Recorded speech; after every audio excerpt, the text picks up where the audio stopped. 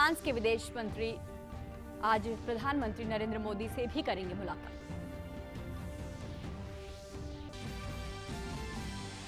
पश्चिम बंगाल में 5वें दौर के मतदान के लिए प्रचार कार्य जोरों पर। गृह मंत्री अमित शाह ने दार्जिलिंग और नागाकाटा में की रैली। ममता बनर्जी के बाद अब चुनाव आयोग ने कथित भड़काऊ भाषण के लिए भाजपा के राहुल सिन्हा पर भी लगाया 48 घंटे का प्रतिबंध। दिलीप घोष से भी मांगी गई सफाई। सुशील चंद्रा ने संभाला देश के मुख्य निर्वाचन आयुक्त का पदभार। उनके पूर्ववर्ती सुनील अरोड़ा का सोमवार को समाप्त हुआ था कार्यकाल।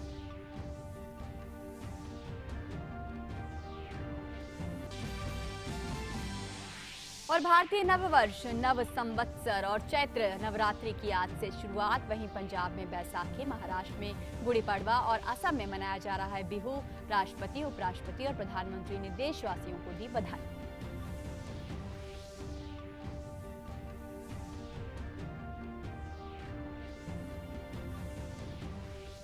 नमस्कार, समाचार अब विस्तार से।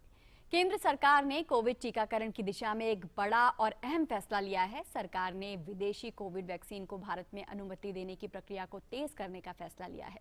इससे विदेशी देशों द्वारा तैयार की गई कोविड वैक्सीन का उपयोग देश में टीकाकरण प्रक्रिया में किया जा सकेगा। सरकार के इस फैसले से देश में न केवल कोविड टीकाकरण की गति में तेज करने में मदद मिलेगी, बल्कि कोरोना महामारी के खिलाफ लड़ाई को एक सही दिशा भी मिलेगी। राज्यों, क्षेत्रीय और स्थानीय स्तर पर टीकाकरण को निर्बाध गति से जारी रखने में सरकार का ये कदम आने वाले समय में न केवल मील का पत्थर साबित होगा, बल्कि असंख्य जान बचाने की दिशा में एक सटीक और कारगर कदम भी साबित होगा। विदेशी वैक्सीन निर्माताओं द्वारा देश में उपयोग की अनुमति देने से विश्वसनीय विदेशी वैक्सीन निर्माण करने वाली देशों की सूची बनाने में मदद मिलेगी और कोरोना के विरुद्ध हमारी जंग और ताकतवर होगी। ये फैसला देश में विदेशी वैक्सीन के आयात के लिए एक सुगम मार्ग भी प्रशस्त करेगा। इन वैक्सीनों का उत्पादन भी भारत में किया जा सकेगा। सरकार का ये अहम निर्णय हर नागरिक को कोरोना के खिलाफ जंग में वैक्सीन उपलब्ध कराने में सरकार की प्रतिबद्धता का परिचायक है।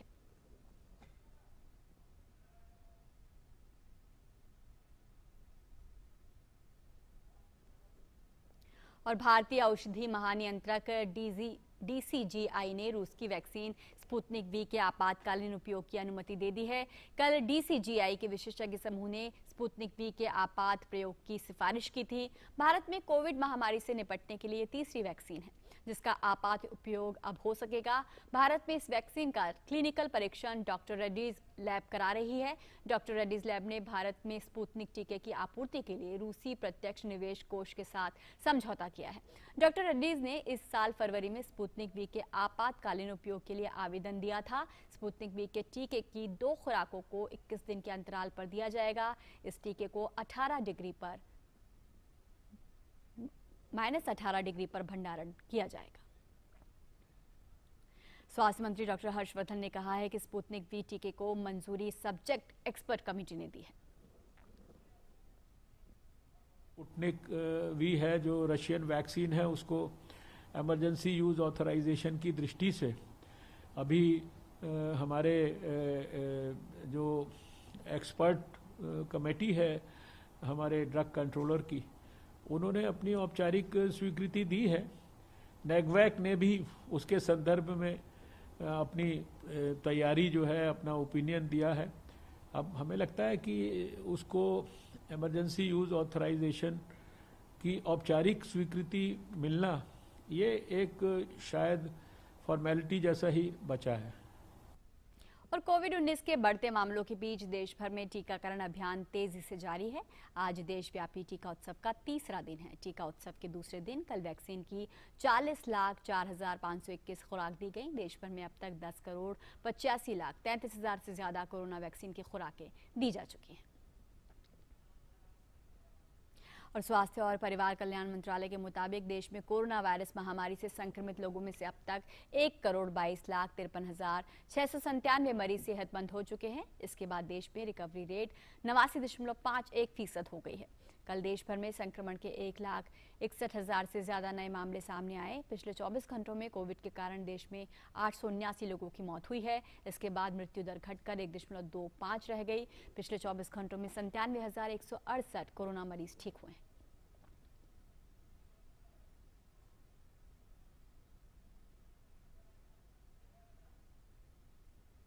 और भारत में कोरोना जांच के क्षेत्र में भारत तेजी से आगे बढ़ रहा है। भारतीय चिकित्सा अनुसंधान परिषद के अनुसार भारत में कल तक कोरोना वायरस के लिए कुल 25,92,07,108 सैंपल टेस्ट किए गए, जिनमें से 14,01,22 सैंपल कल टेस्ट किए गए।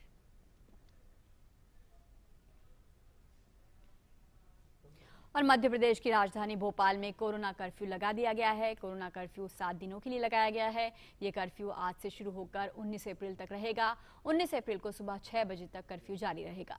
मध्य प्रदेश सरकार ने इसके आदेश भी जारी कर दिए हैं। इस दौरान रोजमर्रा के काम जारी रहेंगे और दूसरे प्रदेश और दूसरे जिलों से जरूरी सामान का आना जाना जारी रहेगा। इसके साथ ही वैक्सीनेशन प्रोग्राम, अस्पताल, पेट्रोल पंप, बैंक, किराने, सब्जी की दुकानें खुली रहेंगी। इसके साथ ही एम्बुलेंस, फायर ब्रिगेड, मजदूरों का आना जाना, खेती किसानी से जुड़े कामों पर भी कोई रोक नहीं होगी। और देश में कोरोना वायरस के आंकड़ों में बढ़ोतरी होना बदस्तूर जारी है। राजधानी दिल्ली में पिछले 24 घंटों में रिकॉर्ड 13,500 मामले सामने आए हैं। इस बीच मुख्यमंत्री अरविंद केजरीवाल ने दिल्ली की जनता से अपील की है कि उन्हें घर पर ही रहने की हिदायत दी गई है। साथ ही उन्होंने कहा कि घर पर ही चिकित्सकों के जरिए कोरोना मरीजों का इलाज करवाया जाएगा। डॉक्टर्स की टीम्स, वहीं लोकल डॉक्टर्स की टीम्स एनालाइज कर रही हैं हर हॉस्पिटल की कि अगर आपको बेड की ज़रूरत नहीं है तो आपसे रिक्वेस्ट किया जाएगा कि आप घर जाके अपना इलाज करा लीजिए या बगल के बैंक्वेट हॉल में या वो दूसरे होटल में शिफ्ट हो जाइए। इसमें मेरी सबसे रिक्वेस्ट है कि आप डॉक्टर्स की सलाह के मुताबिक उनके साथ कोऑपरेट करें, उसमें ज़िद ना करें, बिकॉज हमें पूरी दिल्ली को संभालना है। हमारे लिए हर जान कीमती है। और अब बात चुनाव की। पश्चिम बंगाल में विधानसभा चुनाव के 5वें चरण के लिए प्रचार अभियान पूरे जोरों पर है। केंद्रीय गृह मंत्री और भाजपा के वरिष्ठ नेता अमित शाह ने दार्जिलिंग में चुनावी जनसभा को संबोधित किया।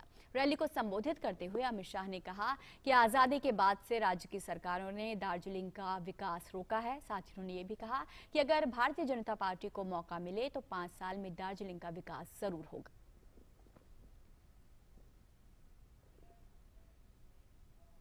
आजादी के बाद कांग्रेस, कम्युनिस्ट और अब ये दीदी, तीनों ने दार्जिलिंग के विकास को फुल स्टॉप लगा दिया है। मैं आज आपको कहने आया हूं, भारतीय जनता पार्टी और इसके सहयोगी दल के सारे नेता यहां बैठे हैं। एक बार आप मोदी जी को मैंडेट दे दीजिए, 5 साल में दार्जिलिंग की सभी समस्याओं का समाधान नरेंद्र मोदी जी निकाल कर। साथ ही उन्होंने कहा कि गोरखा समुदाय के खिलाफ जितने भी मामले हैं उन्हें वापस लिया जाएगा।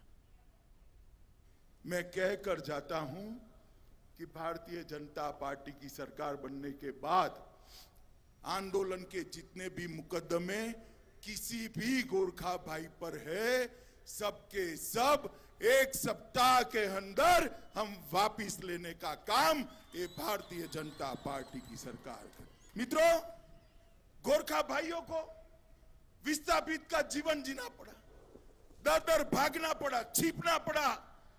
आपका ये राजनीतिक वनवास लंबा चलने वाला नहीं है। 2 मई को दार्जिलिंग में दिवाली होने वाली है।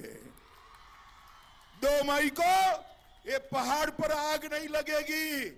2 मई को ये पहाड़ पर दिए जलकर उत्सव मनाया जाएगा। पश्चिम बंगाल के विधानसभा चुनाव के 5वें चरण के चुनाव के लिए सभी राजनीतिक दलों ने अपनी पूरी ताकत झोंक दी है। गृह मंत्री अमित शाह पश्चिम बंगाल के नागरकाटा में उन्होंने एक जनसभा को संबोधित किया। उन्होंने कहा कि गरीब का चावल घुसपैठिए ले जाते हैं। 2 मई को सरकार बनने के बाद इंसान तो छोड़ो, परिंदा भी पर नहीं मार सकेगा। सारे शरणार्थियों को नागरिकता देने का काम भाजपा करेगी। घुसपैठ की समस्या का समाधान केवल भाजपा ही कर सकती है। हमारे जो शरणार्थी भाई आए हैं उनको नागरिकता मिलनी चाहिए या नहीं मिलनी चाहिए? जरा जोर से बोलो, मिलनी चाहिए या नहीं मिलनी चाहिए? ये दीदी कहती है शरणार्थियों को नागरिकता न दो। क्यों दीदी, क्या तकलीफ है? ये मतवा समाज, इनाम शूद्र समाज और भी जो शरणार्थी आए हैं हमारे अपने भाई हैं, क्यों ना मिले उनको नागरिकता?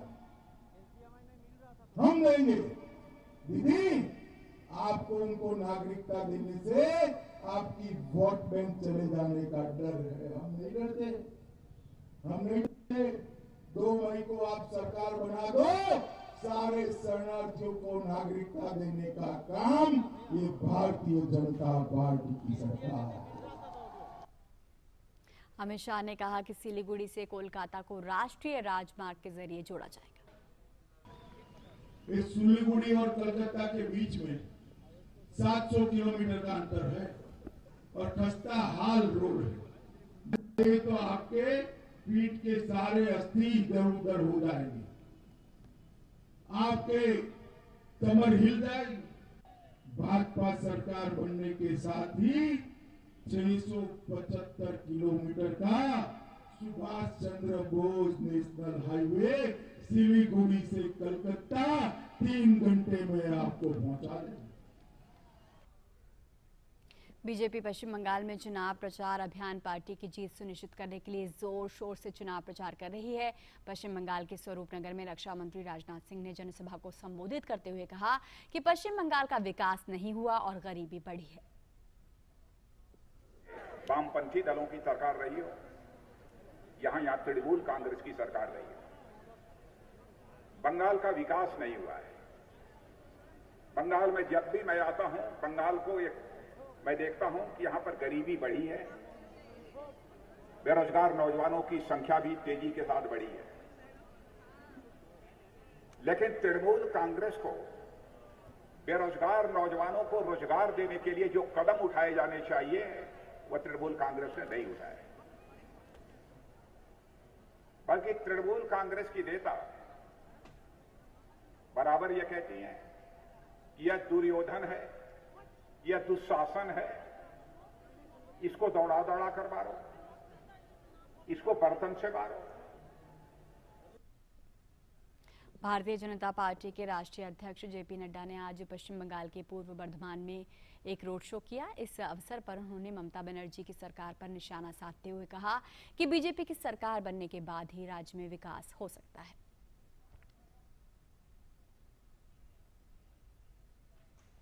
कानून का राज अगर लाना है, लॉ एंड ऑर्डर ठीक करना है, विकास लाना है, महिलाओं पर हो रहे अत्याचार को रोकना है और युवाओं को रोजगार देना है और बंगाल को आगे बढ़ाना है तो कमल खिलाना है।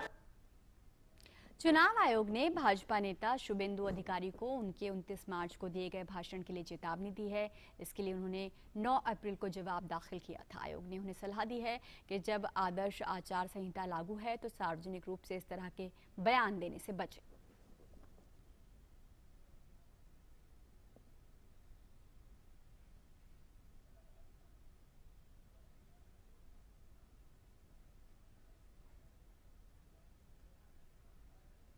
साथ ही चुनाव आयोग ने पश्चिम बंगाल भाजपा अध्यक्ष दिलीप घोष से कल सुबह 10 बजे तक कूच बिहार के सीतलकुची की घटना पर उनके बयान पर अपना रुख साफ करने के लिए कहा है। इधर चुनाव आयोग ने सीतलकुची में सीआरपीएफ जवानों पर दिए गए विवादित बयान को लेकर भाजपा नेता राहुल सिन्हा पर भी 48 घंटे तक चुनाव प्रचार नहीं करने की पाबंदी लगा दी है।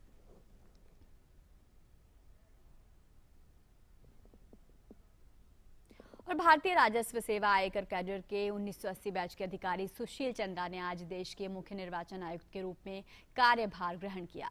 राष्ट्रपति रामनाथ कोविंद ने सुशील चंद्र को देश के निर्वाचन आयोग में मुख्य निर्वाचन आयुक्त के पद पर नियुक्त किया है। सुनील अरोड़ा के कल मुख्य निर्वाचन आयुक्त के पद से मुक्त होने के बाद इस संबंध में विधि और न्याय मंत्रालय के विधायी विभाग की ओर से एक अधिसूचना जारी की गई।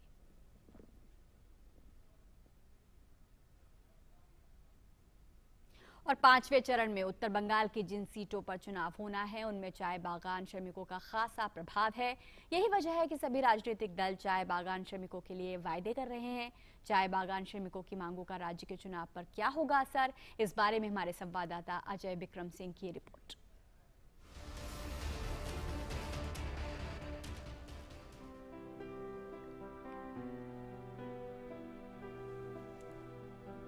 चाय बागान की नरम पत्तियों को तोड़ती ये महिलाएं सालों से टी स्टेट में काम कर रही हैं, लेकिन इनके मन में गुजर बसर के लिए सवाल बरकरार है। इन्हें ज्यादा नहीं, महज अपने काम का उचित दाम चाहिए। लोग का बेसी पैसा चाहिए, बच्चा लोग को पढ़ाता है, पैसा नहीं पुगता है खर्चा खाने के लिए। हम लोग का बाल बच्चा है, स्कूल पढ़ाना पड़ता है, भी महंगाई का ज़माना है, उसमें से पैसा जब बढ़ जाएगा तो हम लोग को अच्छा लगेगा।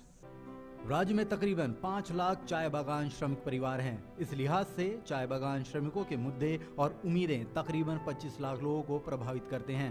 चाय बागान श्रमिकों की सबसे बड़ी मांग उनका दैनिक वेतन बढ़ाए जाने की है। अभी इन्हें 202 रुपए प्रतिदिन के हिसाब से वेतन मिलता है, जिसमें 24 किलो पत्ती प्रतिदिन तोड़नी होती है। इन लोगों की मांग है कि इनका दैनिक वेतन 350 किया जाए, जिससे यह सम्मान से अपना जीवन जी सकें।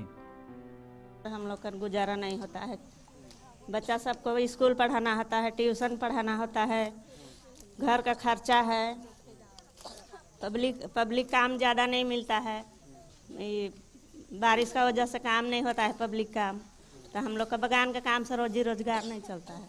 बहुत सारा दिक्कत है हम लोग का, कोई चीज़ का सुविधा नहीं है हम लोग का, बागान में भी कोई चीज़ का सुविधा नहीं है। ऐसा होता है कि तब पहले तो राशन पानी में भी अभी दिक्कत हो रहा है, अभी बागान का हम लोग का हिजरा है वो बढ़ना चाहिए। बागान श्रमिकों के न्यूनतम वेतन पर ममता बनर्जी ने 2014 में एक पैनल गठित किया। 2018 में समिति ने अपनी रिपोर्ट दी, लेकिन नतीजा सिफर रहा। चाय बागान में काम करने वाले मजदूर अपने दैनिक जरूरतों के लिए लगातार संघर्ष कर रहे हैं। यहाँ तक कि ये जिस घर में रहते हैं उसका मालिकाना हक जिनके पास नहीं है। भाजपा ने वायदा किया है कि सरकार बनने के बाद बागान में काम करने वालों को जमीन के मालिकाना हक के लिए प्रजा पट्टा दिया जाएगा। ममता बनर्जी ने भी छाछ सुंदरी योजना के तहत बागान में काम करने वाले 3 लाख परिवारों को पक्का घर देने की बात कही थी, लेकिन योजना का लाभ सभी तक नहीं पहुंच पाया। चाय बागान में काम करने वाली अधिकतर महिलाएं हैं, इसीलिए महिलाओं से जुड़े मुद्दे भी इन्हें प्रभावित कर रहे हैं। भाजपा ने महिला सुरक्षा के साथ नौकरियों में महिलाओं को 33% आरक्षण का वायदा किया है। ममता बनर्जी की महिलाओं से जुड़ी योजना की सफलता की परीक्षा भी इस चुनाव में होने वाली है। ये चाहते हैं कि इनकी जो मेहनताना है, जो इनका वेतन है, रोज जो 202 रुपए मिलता है, वो अगर 350 रुपए तक पहुंच जाए तो शायद इनकी ज़िंदगी और बेहतर हो सके। हालांकि इसके पहले भी बढ़ाया गया है, लेकिन वो नाकाफ़ी है, क्योंकि बहुत सालों से इनका जो वेतन था, जो वेज था, वो नहीं बढ़ा था। इस चुनावी माहौल में राजनीतिक दल इन चाय बागान के जो लेबर्स हैं उनके लिए तमाम तोहफे लेके आए हैं, तमाम वायदे लेकर आए हैं। ये भी टकटकी लगाकर देख रहे हैं कि ये राजनीतिक दल जो वादा किए हैं क्या वो पूरा कर पाते हैं या फिर नहीं, क्योंकि जब चुनाव का माहौल आता है टी बागान के लेबर्स की बात ज़रूर होती है, इनसे सहानुभूति सभी लोग जताते हैं, लेकिन अंत में कोई काम नहीं आता। काम वही आता है जो इनका वेतन बढ़ाता है।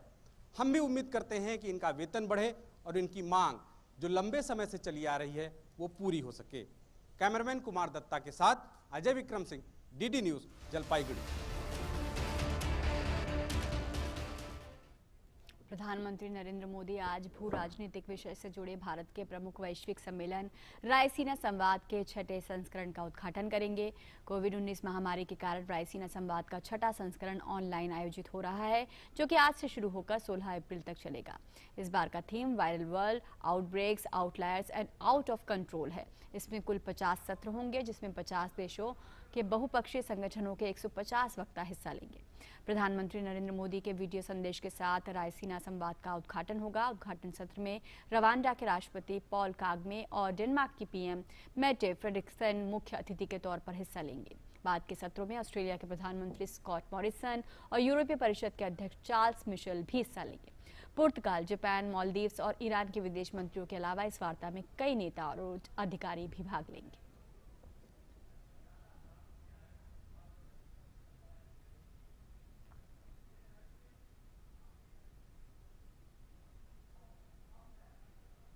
और फ्रांस के विदेश मंत्री जियोन वेस ली ड्रियान 5 दिन की भारत यात्रा पर हैं। अपनी यात्रा के पहले दिन आज ड्रियान ने विदेश मंत्री डॉक्टर एस जयशंकर के साथ मुलाकात की।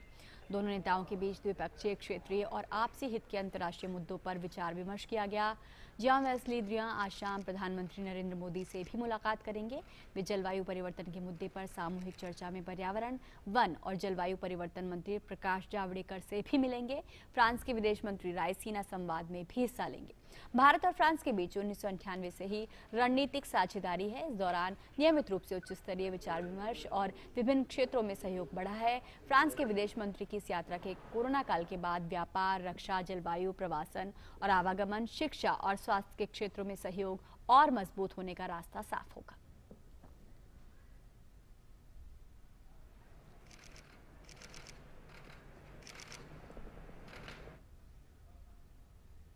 अगली खबर जम्मू कश्मीर से। जम्मू कश्मीर के हंदवाड़ा में पुलिस को आतंकियों के खिलाफ एक बड़ी सफलता मिली है। पुलिस ने हंदवाड़ा से 2 आतंकियों और 3 सहयोगियों को गिरफ्तार किया।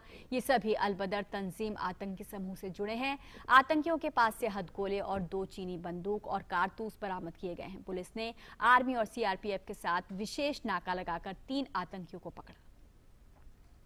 हमने कल फिर एक स्पेशल नाका लगाया था, एक जॉइंट नाका लगाया था आर्मी और सीआरपीएफ के साथ। तो वहाँ से हमने 3 लोगों को बाइक पे पकड़ा पहले। तो वो वहाँ से भागने की कोशिश कर रहे थे, हमने उन्हें पकड़ा। तो जब पकड़ के तलाशी ली तो उनके पास से कुछ आर्म्स एम्युनिशन निकले। फिर उनसे और पूछताछ की गई थोड़ी, तब उन्होंने डिस्क्लोज किया कि उनके 2 साथी और हैं जो यहाँ दूसरे जंगल में अभी बैठे हुए हैं। इससे कुछ रिकवरीज हुई हैं, जिसमें कि 2 चाइनीज़ पिस्टल हैं, 3 मैगजीन और कुछ राउंड्स हुए हैं और ग्रेनेड हुए हैं। ये जितने भी 5 लोग थे ये अल-बदर तंजीम से ताल्लुकात रखते हैं। और ये जो 2 मिलिटेंट है ये अभी रिसेंटली ही ज्वाइन किया था इन्होंने। तो और इनकी कोशिश थी कोई बड़ा कारनामा करने की यहाँ पे, पर उससे पहले ही ये हमारी पकड़ में आ गए। स्वास्थ्य मंत्री डॉक्टर हर्षवर्धन ने राष्ट्रीय टीबी उन्मूलन कार्यक्रम के तकनीकी सलाहकार नेटवर्क टीम को संबोधित करते हुए कहा कि टीबी को जड़ से खत्म करने के लिए हमें एक कार्य योजना की जरूरत है और इसे एक जन आंदोलन बनाने की आवश्यकता है, ताकि हम 2025 तक टीबी मुक्त भारत के सपने को पूरा कर सकें। Tuberculosis cannot be eliminated without the active participation from each one of you.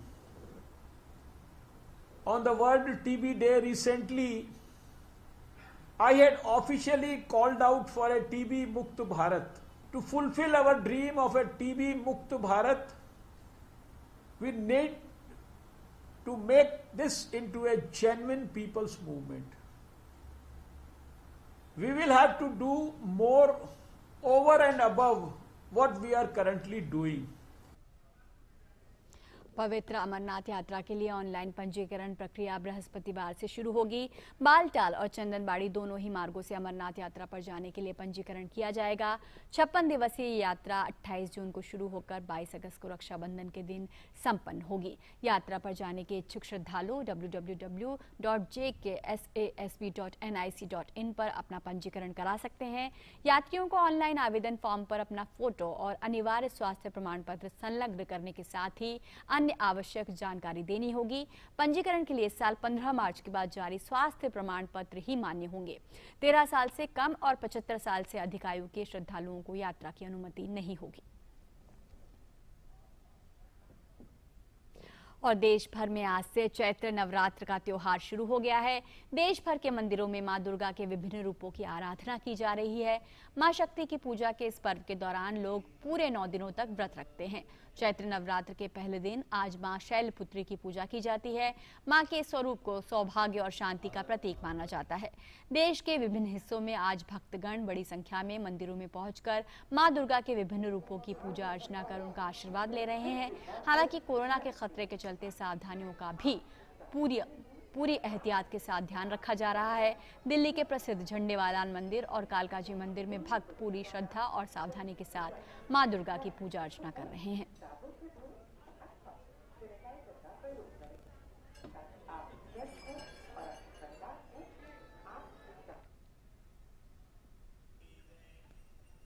और उत्तर प्रदेश में भी श्रद्धालु कोविड दिशा निर्देशों का पालन करते हुए मंदिरों में पहुंचकर मां का आशीर्वाद ले रहे हैं। मंदिर प्रशासन ने भी कोविड प्रोटोकॉल को ध्यान में रखते हुए सावधानी बरती है। तापमान और स्वच्छता से जुड़ी सारी सावधानियां बरती जा रही हैं। जम्मू कश्मीर के कटरा में भी श्रद्धालु पूरी श्रद्धा और भाव के साथ मंदिरों में पहुंचकर मां की आराधना कर रहे हैं।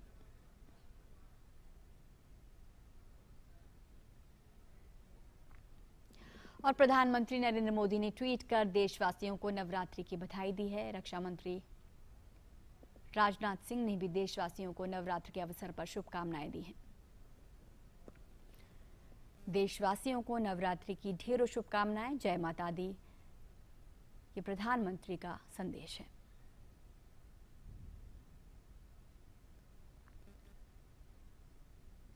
और रक्षा मंत्री राजनाथ सिंह ने भी देशवासियों को नवरात्र के अवसर पर शुभकामनाएं दी हैं। अपने ट्वीट संदेश में उन्होंने कहा है कि चैत्र नवरात्र के शुभारंभ के अवसर पर सभी देशवासियों को हार्दिक शुभकामनाएं। मां दुर्गा आप सभी को शक्ति, दृष्टि, स्वास्थ्य और सिद्धि प्रदान करें।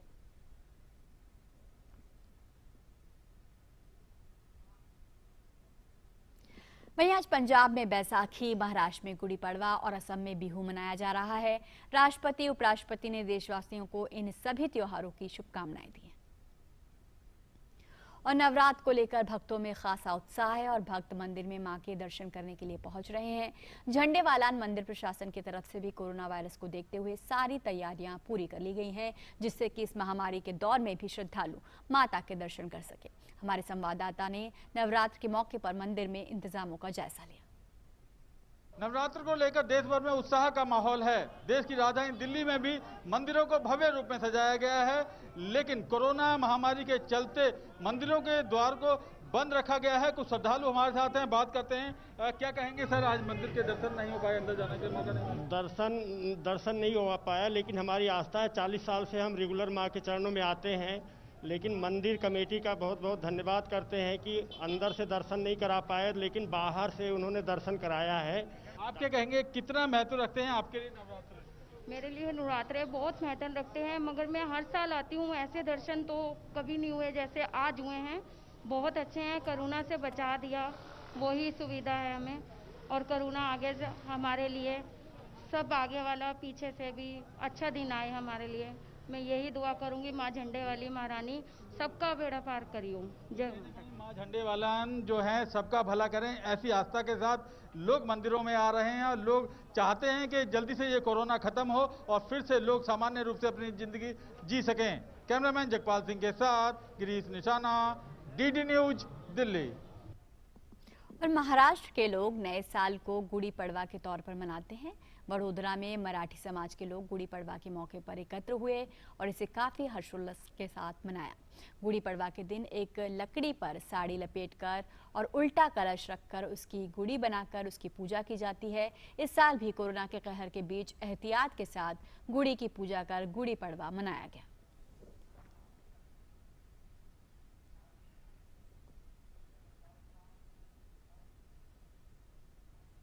प्रधानमंत्री नरेंद्र मोदी ने नवरात्रि, गुड़ी पड़वा, बैसाखी, उगादी, विशु, नवरेह सहित अन्य त्योहारों के अवसर पर देशवासियों को बधाई दी है। पीएम मोदी ने ट्वीट कर लिखा, आने वाले दिनों में पूरे भारत में लोग कई त्योहार मनाएंगे। ये त्योहार भारत की विविधता और एक भारत श्रेष्ठ भारत की भावना को प्रदर्शित करते हैं। ये त्योहार पूरे देश में खुशी, समृद्धि और भाईचारा फैलाएं।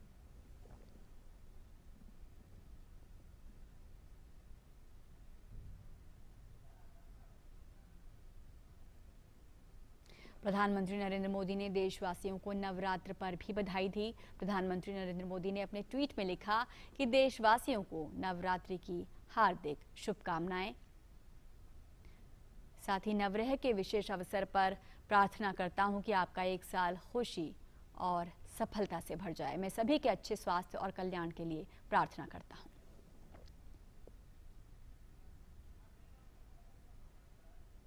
पीएम ने नव संवत्सर पर भी देशवासियों को शुभकामनाएं दी। उन्होंने ट्वीट किया कि सभी देशवासियों को नव संवत्सर की मंगल कामनाएं। ये पावन अवसर हर किसी के जीवन में हर्षोल्लास लेकर आए।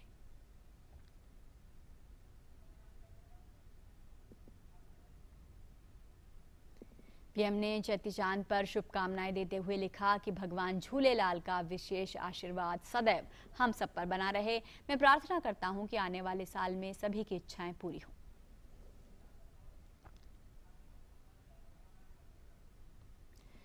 पीएम मोदी ने पंजाब सहित पूरे देश में मनाए जाने वाले त्योहार बैसाखी पर भी शुभकामनाएं दी। उन्होंने पंजाबी और अंग्रेजी भाषा में अपना मैसेज पोस्ट किया।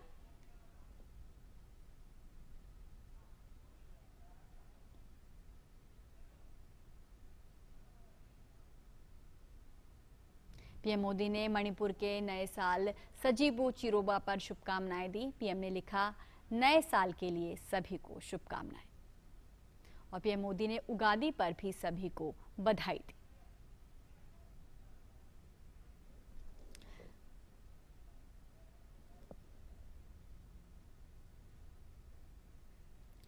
प्रधानमंत्री नरेंद्र मोदी ने ट्विटर के जरिए ही जलियांवाला बाग हत्याकांड की बरसी पर शहीदों को नमन किया। उन्होंने ट्वीट किया, जलियांवाला बाग हत्याकांड में शहीद हुए लोगों को श्रद्धांजलि। उनका साहस, वीरता और बलिदान हर भारतीय को ताकत देता है।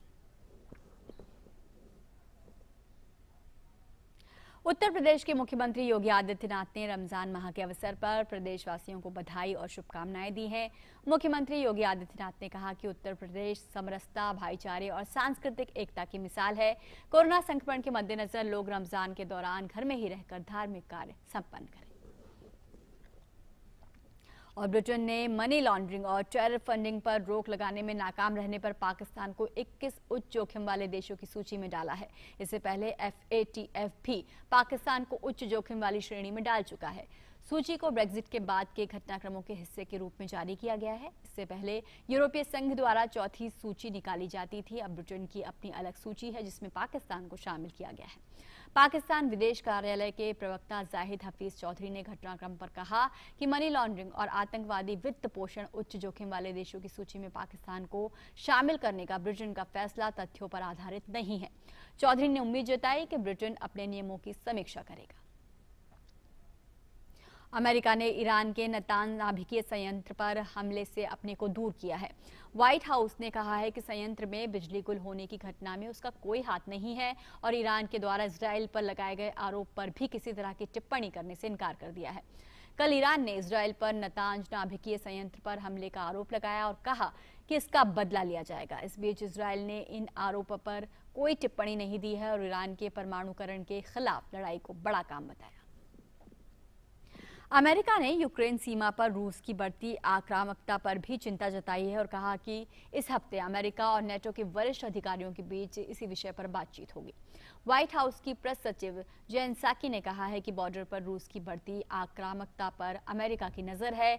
व्हाइट हाउस ने यह भी कहा कि अमेरिकी अधिकारी यूक्रेन के अधिकारियों के साथ संपर्क में हैं।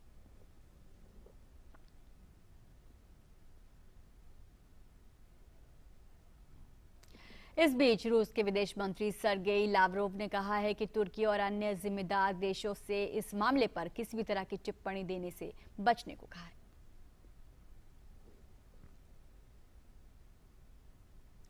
ऑस्ट्रेलिया में चक्रवात सेरोजा के पश्चात हुई क्षति का आकलन किया जा रहा है। रविवार को श्रेणी 3 के चक्रवात सेरोजा ने ऑस्ट्रेलिया के तटीय क्षेत्र में तबाही मचा दी थी। चक्रवात के कारण तटीय क्षेत्र के हजारों घरों में बिजली की आपूर्ति बाधित हुई। अधिकारियों ने अनुमान लगाया है कि राजधानी पर्थ के पास तटीय शहर कलबरिया में कम से कम 70% मकानों और अन्य संरचना को नुकसान पहुंचा है, परंतु चक्रवात से किसी के हताहत होने की कोई सूचना नहीं है।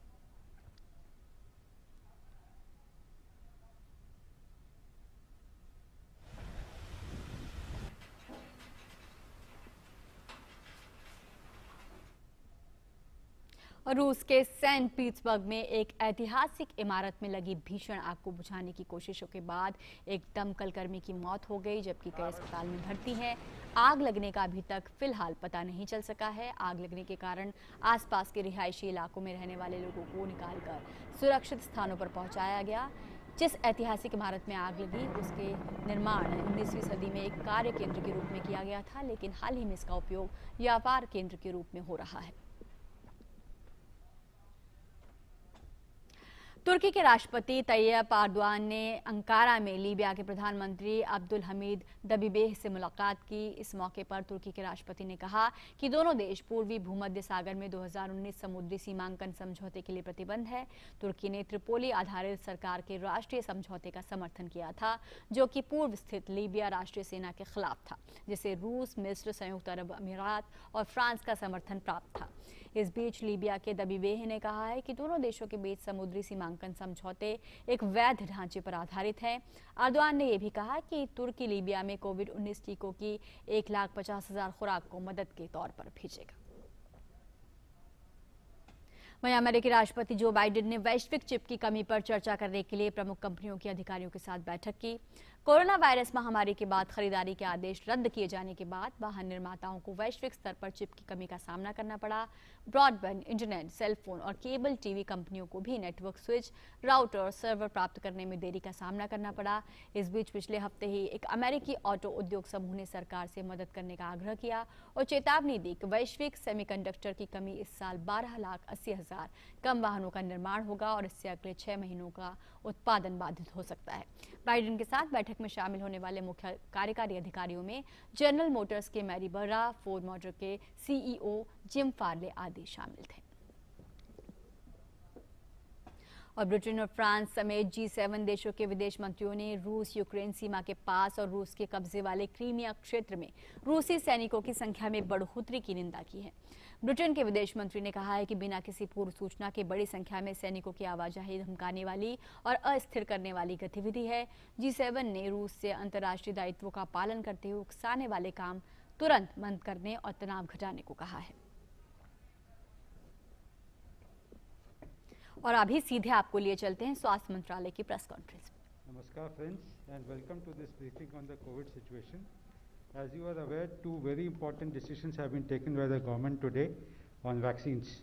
To brief us on that and more, we have with us Dr. V.K. Paul ji from Niti Aayog, Health Secretary Shri Rajesh Bhushan ji, DG ICMR Shri Dr. Balram Bhargav ji. First of all, there will be a presentation by the Health Secretary and followed by remarks by Dr. V.K. Paul. Over to Rajesh Bhushan ji. नमस्कार। देश में जो Covid की स्थिति है और vaccination की स्थिति है उसके बारे में हम आपको जानकारी देना चाहेंगे। Can we address the sound? This is echoing. My apologies.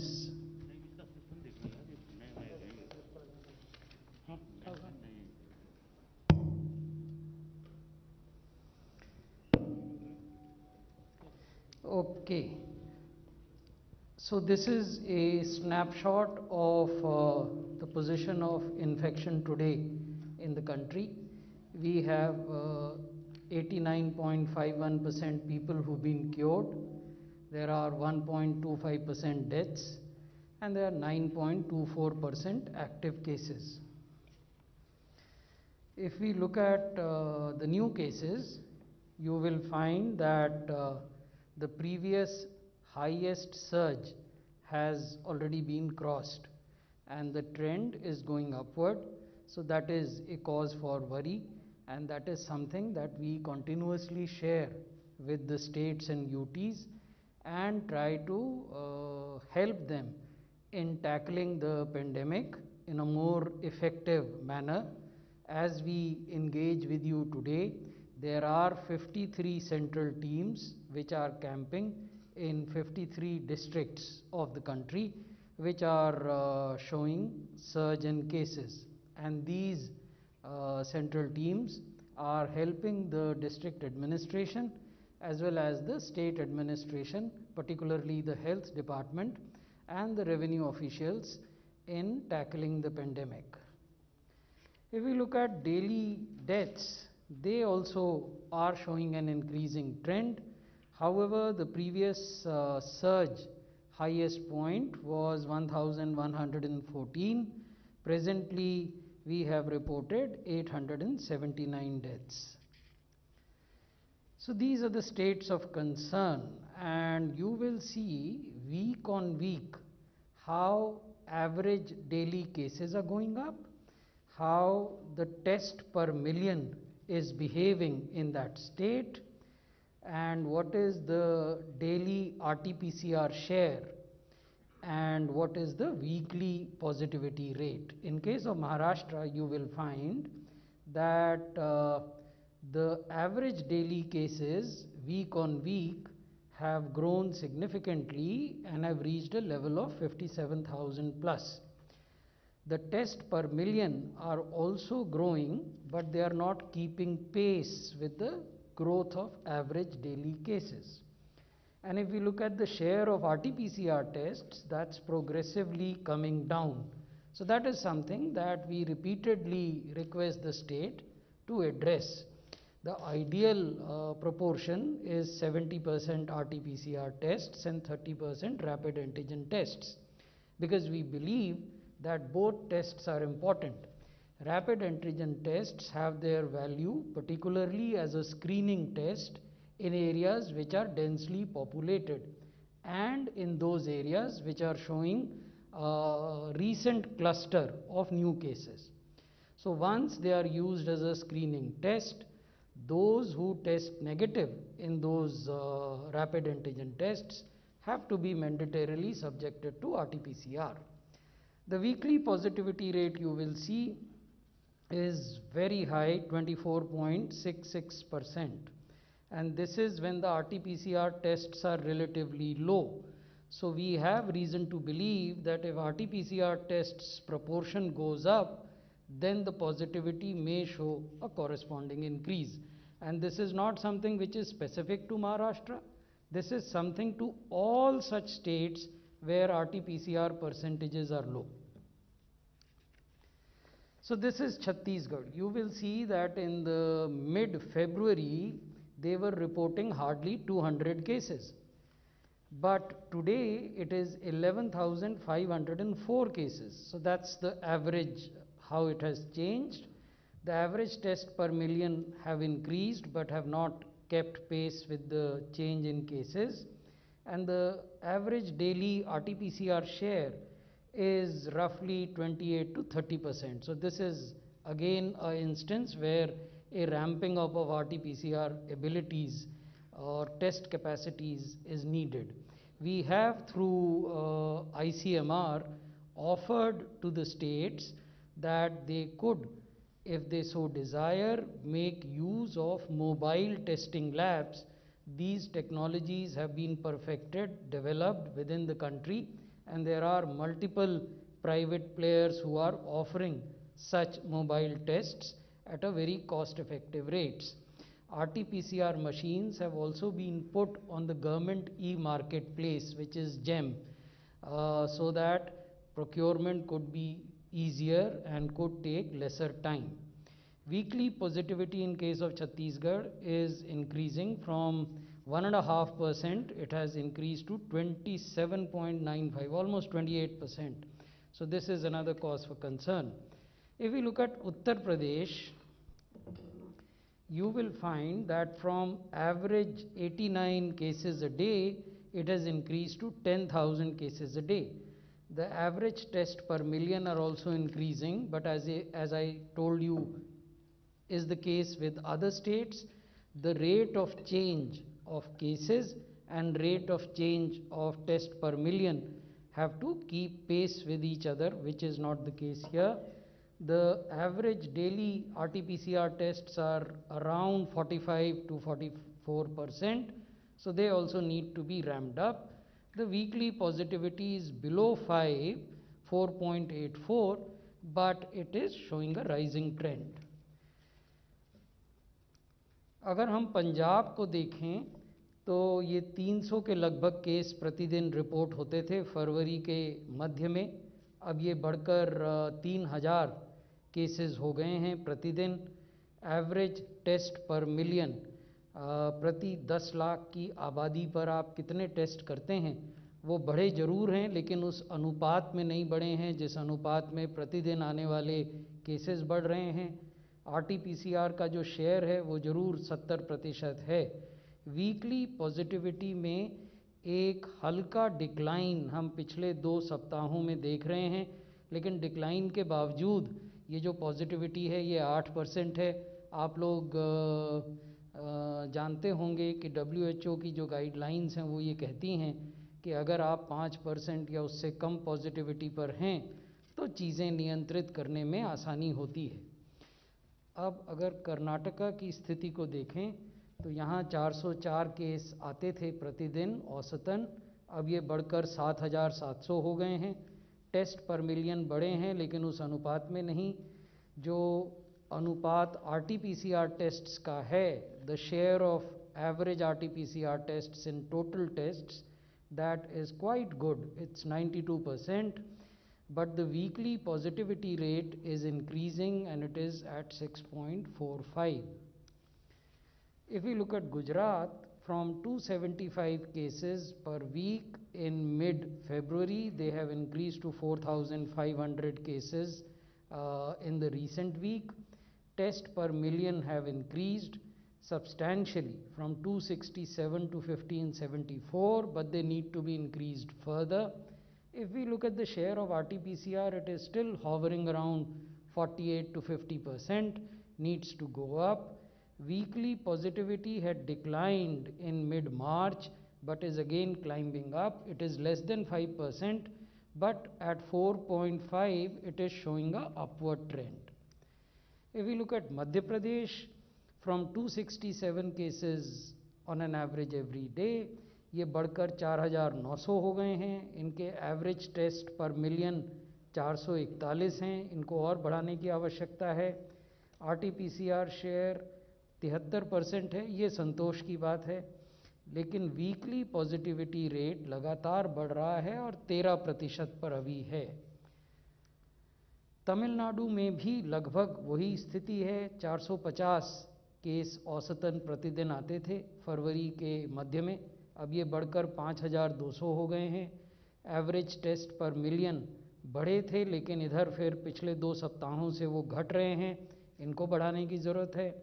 RT-PCR का शेयर 97 से 98% है. ये संतोष की बात है, लेकिन वीकली पॉजिटिविटी रेट बढ़ रहा है और अब बढ़कर लगभग 7% से अधिक हो गया है. दिल्ली को अगर हम देखें तो यहाँ औसतन 134 मामले नए आते थे फरवरी के मध्य में. अब ये बढ़कर 8,104 हो गए हैं. ये औसत वीकली औसत है. अगर आप किसी एक दिन का देखें, जैसे पिछले 24 घंटे का देखें, तो दिल्ली में 11,000 से ज़्यादा केसेस आए. एवरेज टेस्ट पर मिलियन यहाँ बढ़ा है 5,256. इसको कुछ और बढ़ाने की आवश्यकता है. RT-PCR का शेयर भी बढ़ा है, 62% हो गया है. इसे बढ़ाकर 70% किया जा सकता है. वीकली पॉजिटिविटी रेट तो बहुत तेज़ी से बढ़ा है. 4 सप्ताहों में ये 0.5% से बढ़कर अब लगभग 8% हो गया है. हरियाणा में भी केसेस की संख्या बढ़ी है. 2,900 के लगभग केस प्रतिदिन आते हैं. एवरेज टेस्ट पर मिलियन बढ़े हैं, लेकिन और बढ़ाने की ज़रूरत है. 901 टेस्ट प्रति 10 लाख की आबादी में हरियाणा करता है. RT-PCR का शेयर अच्छा है. ये 90 से 91% इनके कुल टेस्ट RT-PCR होते हैं. वीकली पॉजिटिविटी रेट लगातार बढ़ रहा है, 11.5% है. ये चिंता की बात है, इसलिए टेस्ट्स बढ़ाने की आवश्यकता है. केरल में जो डिक्लाइनिंग ट्रेंड हम देख रहे थे 4 सप्ताहों से, वो पिछले 3 सप्ताह में अब फिर से बढ़ने लगा है. केरल में केसेस 1,800 प्रतिदिन हो गए थे 4,000 की ऊंचाई से घटकर, लेकिन अब फिर वो 5,000 के लगभग प्रतिदिन हो रहे हैं. Average test per million per day is declining. This needs to be increased. RT-PCR का शेयर 43% है. इसको भी बढ़ाने की ज़रूरत है. वीकली पॉजिटिविटी रेट भी 2% से नीचे आ गया था, लेकिन अब ये फिर बढ़ा है और 8% से ऊपर चला गया है. तो ये तो कंसर्न के राज्य हैं, लेकिन ऐसा नहीं है कि इनके अलावा बाकी राज्यों में केस नहीं बढ़ रहे हैं. तो केस जहाँ भी बढ़ते हैं वहाँ हम test, track, treat, COVID appropriate behaviour और वैक्सीनेशन, इन 5 बिंदुओं पर कार्रवाई करने की सलाह राज्यों को देते हैं. इन 5 में से 4 बिंदुओं पर बहुत प्रभावी कार्रवाई पिछले साल हुई थी सभी राज्यों के द्वारा, और कोविड के नंबर्स पर नियंत्रण पाया गया था. हमारा बार बार राज्यों को यही परामर्श है कि कोई कारण नहीं है कि इस स्ट्रैटेजी को पुनः अगर हम एफिशिएंटली इम्प्लीमेंट करते हैं तो इसके सकारात्मक परिणाम, पॉजिटिव रिजल्ट्स हमें देखने को न मिलें. अब कुछ बात वैक्सीनेशन के बारे में. आज सुबह 8 बजे तक 10,85,00,000 से ज़्यादा वैक्सीन की डोजेज़ हमारे देश में एडमिनिस्टर हुई. पिछले 24 घंटे में 40 लाख से ज़्यादा डोजेज़ एडमिनिस्टर हुई. और जो 45 बरस से ऊपर के लोग हैं, हेल्थ केयर वर्कर्स हैं, फ्रंट लाइन वर्कर्स हैं, उनको कितनी डोजेज दी गई, ये जानकारी हमने इस स्लाइड में आपको दी है। समय समय पर ये विमर्श भी हमारे मित्र करते हैं मीडिया में कि क्या वैक्सीन की पर्याप्त उपलब्धता है कि नहीं है, और ये आंकड़े पिछले कुछ दिनों में हमने देखा कि अलग अलग मीडिया के माध्यम से, चाहे वो सोशल मीडिया हो, प्रिंट या इलेक्ट्रॉनिक हो, पब्लिक स्पेस में भी आए हैं। आज हम भी आपको एक बड़ी जो बर्ड्स आई व्यू है, विहंगम दृष्टि, वो इस पर देना चाहते हैं। डोजेज रिसीव्ड बाय स्टेट्स, हमने अभी तक 13,10,90,000 डोजेज राज्य सरकारों को और संघ शासित क्षेत्रों को दी हैं। 13,10,00,000। इनमें से अगर हम देखें कि राज्यों ने जिन डोजेस का इस्तेमाल किया, जिनको कंज्यूम किया, और प्रत्येक राज्य का जो वेस्टेज है, हर राज्य का अलग अलग है। एक तरफ